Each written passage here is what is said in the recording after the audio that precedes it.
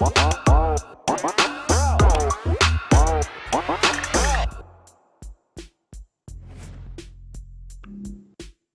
going on, beautiful people? Welcome to another episode of the BMR NBA show. Make sure to visit bookmakerreview.com. Check out all our articles there. Like, share, subscribe. It's good to have you guys back. Flying solo today. My guy Jordan has got some duties to take care of, but we're going to hold it down. We're going to come through with the picks, analysis, and see if we can cash some tickets. Now, we usually cover the games from the night before, but because I'm flying solo, I just prefer to get straight into today's games. So if you guys don't mind, I know I'm switching it up a little bit on you guys. Let's just bring up the first graphic, get rolling, get down to business, and get the people what they came for. Starting with the New Orleans Pelicans, who are in Washington, D.C., to take on the Wizards, as I like to call them, the Washington Wizards, who are actually playing really good basketball, which is why they come into this game -4.5. I'm going to be honest with you. This is the first pick that I made today. I know that Bradley Beal is out due to personal reasons, so that's why taking Washington is a little bit more of a risk. But I honestly don't think it's as much of a risk as we think it might be. The Wizards are not a one-man squad by any means. If you look at last season, for example, Bradley Beal was up there in terms of scoring leaders because he kind of had to be, right? He had to kind of put everything on his back, which is why he averaged 31 points a game. Well, the sign of a good team is that Beal can regress his scoring by 8 full points a game, and nobody in the press is talking about what's wrong with Bradley Beal. Why is he struggling? It's business as usual, even though he kind of is struggling. He's barely shooting 41% from the field. He's shooting 25% from three. And he's taking a lot of shots. He's taking 21.5 shots a game. So when I say his absence is not as big of a deal as it normally would be, this is why I say that, because they've actually managed to overcome his poor play, and don't get me wrong, I'm not criticizing Bradley Beal. He's one of the best players in the NBA, and he's only played 10 games, so it's not like as if he can't turn it around and by the end of the season put up his normal output.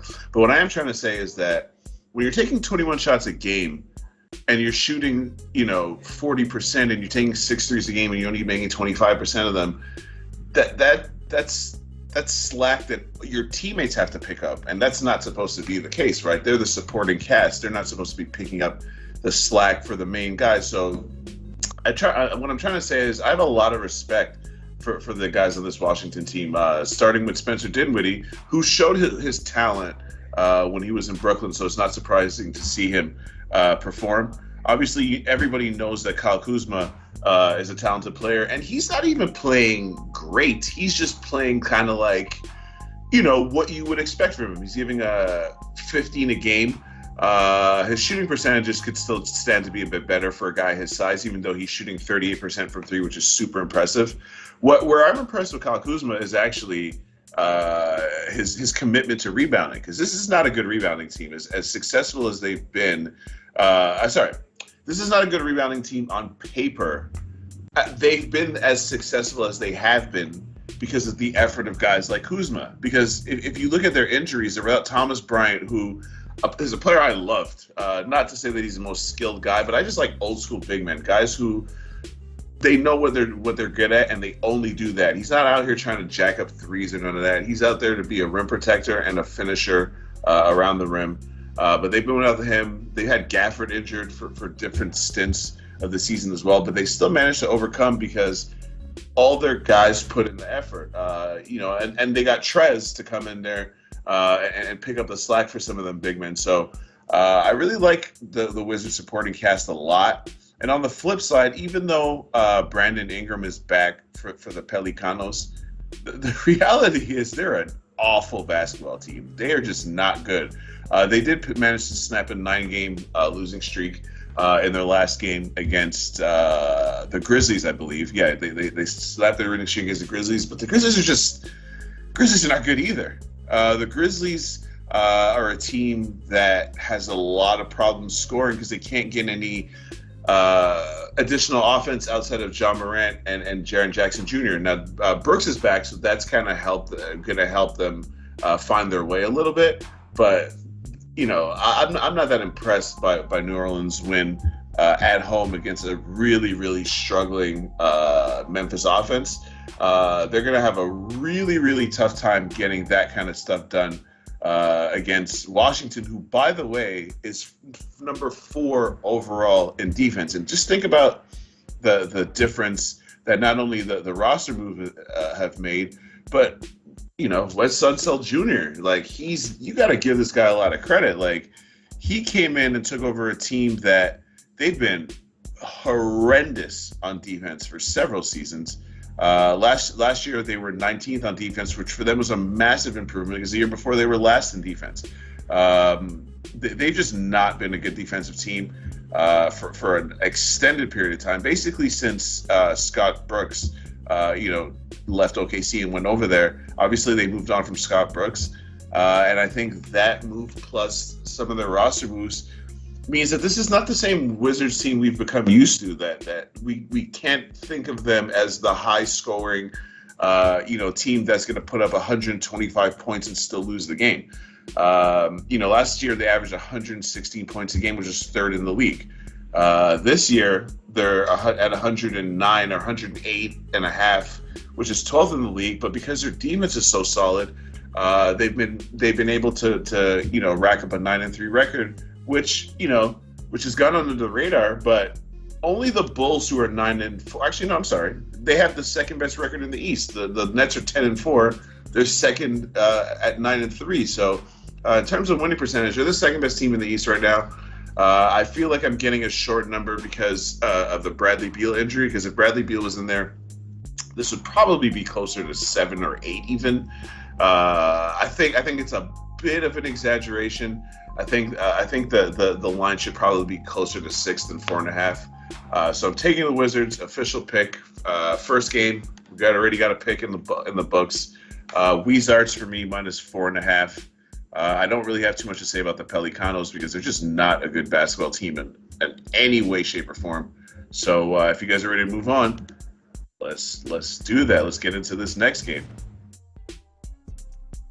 All right, what we got? All right, we got the Indiana Pacers, Jordan's Indiana Pacers. Wish he was here for this analysis because obviously, he lives over there in Indiana. Give us a little bit of insights as to what's going on locally. I'm going to give you some insights about the Knicks. Their defense sucks. All right, that's insight number 1. Insight number 2, if the Knicks first of all, right now the Knicks are 24th in defensive efficiency. If the Knicks finish worse than 15th in defensive efficiency, they're not making the playoffs, Knicks fans. Sorry to burst your bubble. You ain't going to rely on three-point shooting and replicate what you did last season. It's just not going to happen. That is not the formula for the Knicks. And that's why they started off the season, 4-1, 5-1. Sorry, they started the season 5-1. And since then, they've won 2 out of their last They won 2 out of their last 7 games. And again, I said this weeks ago, literally, even when they were winning. Go back and check the tape. It's out there. Make sure while you go check that tape, to subscribe to our YouTube channel, by the way. But yeah, no, it's on there. I was looking at their 3-point shooting, which, by the way, they're still doing pretty proficiently. The Knicks are I think 4th in the league. Let me just check that out real quick.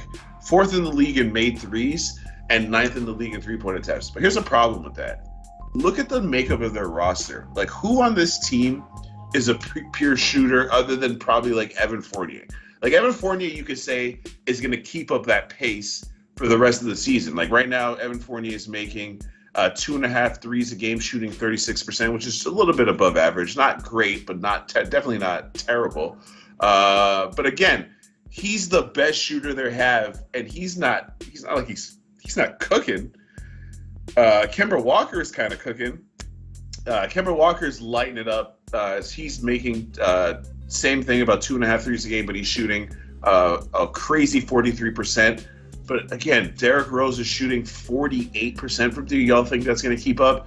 Julius Randle is shooting 36% from 3. The same thing as Fournier. Y'all think that's going to keep up? Because it's not. RJ Barrett is taking 6 threes a game himself, and so is Julius Randle, by the way. Evan Fournier, Julius Randle, RJ Barrett, Kemba Walker, all of these dudes are taking 6 or more threes a game. And I haven't even brought up Derrick Rose, who's taken another 4. I won't keep going on this rant about the three-point shooting. This is not – look, this will work with defense as the foundation. If the foundation for the Knicks is three-point shooting, that's not going to work. It's just not. It's not who they are. It's not the makeup of their roster. It's not sustainable for them. It's just not. And I don't understand why from one season to the next – their defensive effort is complete. They finished 3rd in the league in defensive ranking last year, which is why they finished 4th in the East and hosted a home playoff series, even though they got their feelings hurt by Trae Young, who, ice cold Trae. They got their feelings hurt. They still hosted a playoff series, which is what they're supposed to do, right? They did what they're supposed to do. If they're trying to do that or improve on that, right? Teams are not trying to be stagnant and be as good as they were last year. They're trying to be better than they were last year. The Phoenix Suns are trying to be better than they were last year. Everybody's trying to be better than they were last year. If this team is trying to be better better than they were last year, or even as good as they were last year, 24th on defense is not gonna cut it, especially because you mostly have the same roster. I know Kemba's kind of a liability on defense, especially because now that he has a chronically bad knee. We're not gonna pretend that his knee is fine, right? He's got a chronically bad knee, so he's gonna have his struggles on defense. But everybody else in that team, y'all don't really have an excuse for being trash on defense. And by the way, Kemba's been really bad on defense. I hate trashing Kemba Walker because I'm actually a big fan. New York City guy from the BX borough, back in New York, his hometown. They love him. They support him. His defense has been garbage, which is why a lot of times, because Tom Thibodeau don't care about your feelings. He'll have Kemba Walker on the bench depending on the situation. Obviously, if Derrick Rose is cooking, he's not going to just yank him. He kind of just rides that wave to see who's going to finish the games or whatever. But I feel like I'm going on and on and on without mentioning the fact that this is my second official pick. I'm taking the points plus 3.5 with the Indiana Pacers, a team that if you watch this show or if you just see me on any show, I don't really like getting involved with Pacers games because they're too close to 500 all the time for me. Every time you think you got them figured out, you just don't. You actually kind of just don't. But what I will say about them is their offense looks better than ever. They kind of have something going. They've won 3 of 4. They've won 5 of 7. They have something kind of going. And these are some tough games. They had a 4-game stretch where they were at Portland, at Sacramento, which are not really tough games, but then at Denver. They picked up a win at Utah. They just beat Philly, even though they're shorthanded. Now they are back on another 3-game trip. All very winnable games for these guys. Now, I'm not even trying to say that the Pacers are going to win the game. What I am saying is that the Knicks are not a full possession better than the Pacers. I can prove it to you. These teams are actually 14th and 15th, or 15th and 16th. They're right there neck and neck in terms of margin of victory. Both of these teams win their games by an average of less than 1 point a game. And now you're giving me 3.5 points? I have to take that. On top of that, the 3-point edge that I was talking about the Knicks, the Knicks are the 4th best 3-point shooting team. Okay, but they don't make that many more threes than the Pacers, actually. The Knicks make 14 threes a game. The Pacers make 12.5 threes a game. So the 3-point differential is still, again, tells me they're within one possession of that. The Pacers are 10th in 3-point percentage. Well, the Knicks are 4th, but again, you're talking about 37% versus 36%. The Pacers are right there with the Knicks in terms of those key metrics that the Knicks have used to have an advantage over other teams. So if you're going to give me 3.5 points with a Pacers team that moves the ball much better, their assist ratio is way higher than the Knicks. Their effective field goal percentage, they make a way. I don't even think it's that they're better shooters. I think they just take smarter shots. I think the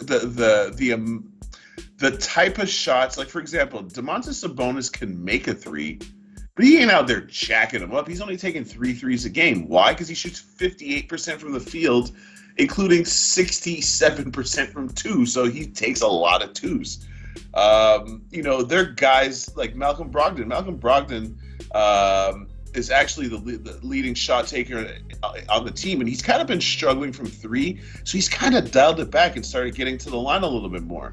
And he's chipping in every way. Brogdon is actually averaging 22, 7, and 7. Like he's doing it all. I think that's another advantage, a clear advantage that the Pacers have. And I know I'm going a bit long on these two games, guys, but I have picks on them. So I'm going to talk about the games that I have picks way more than the games that I don't have picks. So in case you're wondering why I'm not moving on to the next game. But yeah, this Pacers backcourt, they got a very, very noticeable size advantage over the Knicks backcourt. And with the way the Knicks are playing defense right now, I'm taking the points with the Pacers over a full possession. Lock it in. That is my second official play. I've said enough about this game. Whenever y'all are ready in the studio, let's get to the next one. What we got? Oh, I like this. Yo, the Denver Nuggets are balling right now. Okay. The Denver Nuggets have a lot of injury issues. But one of the things that, again, for those of you that know me or that watch the show or just follow me, whatever, you'll know I probably overuse the word continuity. That's why Denver's a good team. And they're able to overcome injuries. And that's why if I'm handicapping anything, I'm always going with the team that has more continuity if it's close. Like if I can't decide which team I want to take, I'm going to kind of veer towards a team that has more continuity. The Denver Nuggets are just playing impressive basketball. There's every reason for them to lose. They have all the ready-made excuses in the world, and all they just keep doing is winning games. They won 5 games in a row. They won 7 of the last 10 games. 7 of the last 9 games, really. Meanwhile, they're missing their second and third best player and second and third leading scorers. Will Barton is injured too now. I'm not really sure what his status for this game is, but Will Barton didn't even play in the last game. And I only know that because Will Barton's on my fantasy team, and I didn't take him out of my lineup. I was pretty pissed about that. But Will Barton's missing games. It doesn't matter. These guys just win games. This is what they do. Jokic has shown that his MVP from last year wasn't a fluke. I don't think he's going to win MVP again this year, but he better be in the conversation. At the very least, this guy's putting up 25, 14, and 6 assists. It's ridiculous, bro. That's like I swear to God, I hate talking about old players, but that's like some Larry Bird type numbers. Like, I don't even think Larry Bird ever had a stat line like that. Like, you know what I'm saying? And it's going to be hard for him to sustain that. It's only been 12 games, so obviously not saying he's going to sustain that for the season, but he's balling. Like, he's shooting 60% from the field, 40% from three. Like, this guy can do everything. And it's crazy because he barely looks like he could even move. You know what I'm saying? Like, he's just a really good basketball player. And that's why this team continues to win. But there's another thing. And this is one of those things where Jordan's the numbers guy, we like to call him. But if you're in this game and you're doing this and you're investing a lot of money, you just have to be a numbers guy if you just want to be successful. And the reality is, if I'm betting the NFL, not to talk about NFL because it's a basketball show, but just to show you the difference. If I'm betting the NFL, I'm putting more stock in what a team does on offense than what they do on defense, for the simple fact that the variance with defense in the NFL is too wild. Like, the difference between the 10th best defense and the 30th best defense, it's really not that much. Like, it's actually annoying. Like, and that's happened, as the rules started changing and all of that. But like look at how many defenses in the NFL are like historically good, and then the very next season, like, you don't even understand how they could possibly be this bad. the NBA is the opposite. In the NBA, the difference between the 10th or 15th best offense and the 30th best offense, it's pretty big, but it's not that big. Whereas the difference between the 10th or 15th best defense and the worst defense is massive. Like, the difference between the best defense and the worst defense in the league is like several entire possessions. Like, look, the Golden State Warriors have the best defense in the league right now. They're allowing 99.3 points per 100 possessions. The Memphis Grizzlies, who I mentioned before, are an atrocious defense, are allowing 113 points per 100 possessions. That's mental. Like that, you're not winning any games doing that. So I bring all of this up to say this is why Denver is a team that, to me, is a very much a bet on team, because they do the one thing that you can count on night after night in the league, and that's defend. They defend at an elite level. They defend. Yeah, no, they defend in a way where, well, before I don't have to throw out a bunch of adjectives. In their last, 5 straight games, yeah, they haven't allowed over 100 points in 5 straight games. And if you want to even go back further than that, they've only allowed 100 points 3 times in the last 10 games. In the modern NBA, that's insane. That's insane. That's really crazy. So they're on an entirely different level than other teams. The reason I was super close to making this an official pick, and I'm probably going to take them when it's all said and done, just because I like everything they're about. I didn't take them because they played last night. And they played a lot of games just in the last couple of days. This is their 3rd game in 4 nights on the road after a long homestand against a Dallas team that's actually pretty good. I don't like this Dallas team, but they're figuring it out, though. Jason Kidd was looking like he was going to have the same problems he had in Minnesota, but it's looking like they're picking it up, and I give them credit for that for one specific reason. Luka Doncic is not playing well. He's not playing horribly, but he's definitely not playing up to the standard that he has set for himself so far in his career. He can definitely be better than this. He's averaging 25 points a game, but they're not efficient points. Like, he's just better than this. So if Dallas can kind of start turning it around while he's not even at his best, while he still has room for improvement, it shows me that Jason Kidd might be kind of figuring this thing out. This is a team that has good outside shooting. And Kristaps Porzingis, by the way, is kind of starting to look like he's kind of starting to figure out what his role is on this team, because he was kind of being a prima donna, giving a little bit of attitude when reporters were in the summertime were asking about his role and all that. But he seems like he's kind of figured out his role. And if Luka has support of another reliable guy, because Doncic is not not Doncic, Kristaps Porzingis is not a star anymore, but he has star qualities. He's still a 7'4" dude that can shoot threes and provide you with pretty decent rim protection. Not as good as he used to be, but it's decent. So we'll move on from this game. It's a no play for me, but a strong lean to the Nuggets. So whenever you guys are ready, let's move on to this next game. Now, this is a game I actually do have a play on. I'm rolling with my Phoenix Suns, a team that cashed me the most tickets yesterday. I was just coughing.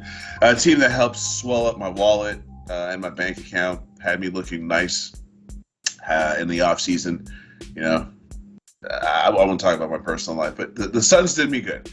Even though I rode that train all the way to the finals, so I lost my last couple of bets or whatever, the amount of tickets I cashed, they're the best ATS team in the league, and I was on that trend super early because the markets did not adjust properly to the Suns. It's almost like the market kind of expected regression, and then by the time they realized this is not a thing, they weren't able to properly adjust. those of us that spotted that trend early were able to cash in. Tonight they're taking on the Minnesota Timberwolves. They're -3.5. And I'm just going to say this. Phoenix in the first, 5 games of the season, they look pretty bad, honestly. They looked like they had that classic finals hangover. They weren't really doing anything really well. They started off the season 1-3, and then they've won 8 straight games. And they've won these 8 straight games because their stars are playing like stars. And their supporting cast is growing up. Like Michael Bridges, I love these guys from Villanova. For those of you guys that are college basketball fans, the program that they have down there in Villanova, they don't get the biggest recruits. They don't get one and done superstars. But the way that they play, the way that they're coached, just the expectations of the program, they're just ready. Listen, Dante DiVincenzo is a perfect example of this. When Dante DiVincenzo in college was an uber athletic guy who can shoot threes and blah blah blah, but dude, he was a 6th man though. People kind of I don't know if they pretend to not know that or whatever, or they just don't pay attention, but this guy's a college 6th man who made it to the NBA. Jay Wright is just a really good coach, and Michael Bridges now is Michael Bridges is shooting 56% from the field. He's shooting almost 44% from 3. And the thing with this dude is, I wish that he would be more aggressive going to the basket because he has the length. I'm not sure he really has the athleticism, which is probably why he doesn't do it. But I feel like he has so much more to go in terms of his development. He can grab more rebounds than he does. He can do a little bit more than he does. But he knocks down. He's like a.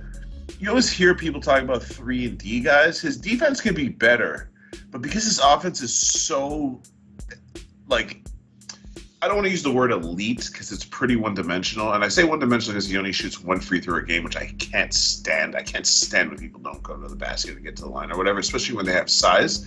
So he's kind of one-dimensional, but he's so efficient right now that it's kind of elite. DeAndre Ayton, before he got hurt, was showing signs of progression, even though they won't give him a contract out there. A lot of their guys are just have stepped up, and Chris Paul continues to defy Father Time. He's giving you 14 and 11. He's a walking double-double, and he's averaging 3 steals a game somehow. I don't really even know how that makes any sense, but again, that's just that veteran savvy, knowing where to be, right place, right time, all of that good stuff. But yeah, so he's doing the thing, and Devin Booker. I don't know. I swear to God, I feel like every time I watch the Suns, I feel like, Devin Booker's better than this. He can just do better than this. But let's just, in terms of this game, in terms of why I'm taking this game and why I'm laying the points with the Suns on the road, Minnesota's not good. They're not a good basketball team. I don't care that they blew out the Lakers. I actually predicted on this show that they would beat the Lakers or at least cover the spread, but certainly they were certainly a live dog because of the makeup of their players. Anthony Edwards has never seen a camera he doesn't like. Karl Anthony Towns, who went bananas in that Laker game, has a personal, not a vendetta, but he has a personal reason to want to go at Anthony Davis. They're 2 former Kentucky players who clearly work out together in the offseason, as most college alumni do with their NBA peers. So there's a rival. There's a Kentucky thing. They're going to see each other at Kentucky functions and talk a lot of trash. So he took that personally. And do I need to say why D'Angelo Russell would take a Lakers game personally? The amount of disrespect that he's had to take from the Lakers organization, like from Magic Johnson, for example, he's always going to be motivated. So the fact that they beat the Lakers is not that surprising, but you take away that Laker game, 1, 2, 3, 4, 5, 6, 7. They've lost 7 of their last 8 games. They're not a good basketball team. They don't do anything well. And by the way, this spot, first game home off a long road trip, it's not the greatest spot for them because even though they play in the Western Conference, Minnesota ain't close to the West Coast, and they've been in California since last Wednesday. They played the Warriors in the Bay. They flew down to LA. Do you think these guys weren't going out in LA when they had Friday and Saturday night games in Los Angeles? They didn't go out on Saturday night after the game. Are you guys crazy? Okay? Fading the shit out of these goddamn Timberwolves at what I think is a short number. I don't have nothing else to say other than the Timberwolves stink. They're about to get smacked up in their home court. So with that said, let's get to the next game so I can wrap it up, get you guys out of here. The Bulls and the Lakers, and I'm just going to be 100% honest. I don't have anything on this game because this line is just inherently suspicious to me. I get it that Vooch is out, but this line has hovered from anywhere between one, somewhere close to pick'em. I see 1.5 on the board. I see -0.5 on the board. I wouldn't bet this with your guys' money. I don't know what the hell the Lakers are, to be honest with you. If I said to you that I can make a prediction as to what the Lakers are going to do from one game to the next without LeBron James on the court, I would be lying through my teeth. So for me to tell any of you to put your money on this game, I can't do that. I just can't do that because I think it's just a guessing game. I did take the Bulls against the Clippers yesterday because I think that line was a bit silly. I did think the Clippers were going to win the game, though. I just didn't think they were going to cover the spread. So I ain't going to say that I took the Bulls' money line. I definitely did not. I thought the Clippers were definitely going to win that game. But the Bulls are in another tough spot. This is also their third game in 4 nights. And they're in that same California spot that the Timberwolves were in a couple of days ago. They just played at Golden State on Friday. They played the Clippers yesterday. They played the Lakers tonight. And this road trip keeps going because then they play Portland on Wednesday and Denver on Friday. This is just a rough spot for them. I could almost see them punting this game and just being like, yo, let's just pick it up and try to get some wins against a Portland team that has an injured Damian Lillard. Because it's going to be a rough one against the Nuggets. But actually, now that I'm saying that, why would you punt against the Lakers? The Lakers are not even that good. You see what I'm saying? I'm not even going to call this a breakdown. This is the same conversation I was having with myself before I came on air. I can't think of an angle. I looked at the statistics. I can't find an angle there. If I don't see an advantage, I ain't investing. So that's it for me. Guys, we want to go through my picks so we can recap and send these lovely people on their way. So, yeah, I got 3 picks today. I'm taking the Wizards because the Wizards are legit. I know Bradley Beal's not playing, but like I mentioned, Bradley Beal has actually really been struggling. And I think the fact that he's such a dominant force in terms of the amount of their offense that he takes up and his usage rating is just so high. I think without him there, some of the other guys who've already been playing well are going to they're going to see it as their chance to shine. And I think that they're just a much better team and they're going to get the job done here. I think this line is a little bit short. I think the more accurate line is probably 5.5, even 6. As for the Pacers, I just don't think the Knicks are that good. And everything that you think the Knicks do better than the Pacers, they don't do it that much better. And they don't even play defense better than them anymore. They should, but they don't. Their advantage of three-point shooting is minimal. I just think the Pacers cover the spread. The Knicks might win the game, but I think it comes down to a final possession. Anything over a possession. For example, if this spread was 2.5, I'd probably take the Knicks in the spot or stay away from it. But once it got to 3.5, for two teams that whose margin of victory is less than 1 point a game, I feel like I'm getting really good value here. And finally, last but not least, Los Sun. I haven't said that in a while because I don't bet on them as nearly as much as I did before. But the fact of the matter is they're significantly better than this Minnesota Timberwolves team, who, good for you guys. You got to win against a struggling Lakers team. The Suns ain't struggling. They've won 8 in a row. They're about to make it 9 in a row. I really, really, really wish that I could have gotten it at 3. And if I'm going to be 100% honest, I actually bought it down to 3. But 3.5, for those of you that don't buy points, I'm very confident that they will cover the spread as well. Just that I so love 3 and a hook. It's just, if you're taking points, 3 and a hook is good. But if you're laying points, you kind of want to get that down to 3 unless the juice is kind of crazy. So anyway, those are my 3 picks. Thank you guys for joining us as usual. Please, like I mentioned earlier, please like, please share, tell your friends, tell people you know that want to win money. Tell your people that you know that just need some analysis. My guy Jordan will be back tomorrow. I'm pretty sure anyways. If not, I'm ready to fly solo. If I'm not here, Jordan's had to fly solo a couple times. Love doing this show. See you guys same times, 12:30 Eastern Standard Time. Be safe. Cash some tickets.